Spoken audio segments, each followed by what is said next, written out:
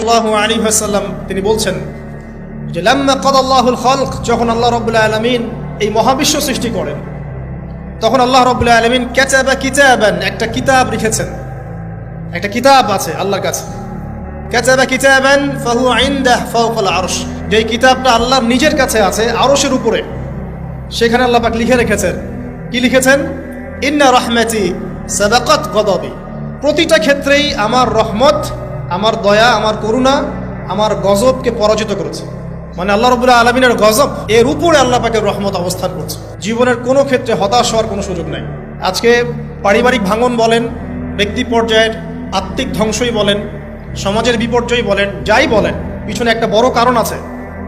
সেটা হলো আল্লাহ থেকে দূরে থাকা মানুষ, আল্লাহ থেকে হতাশ হয়ে যাওয়া।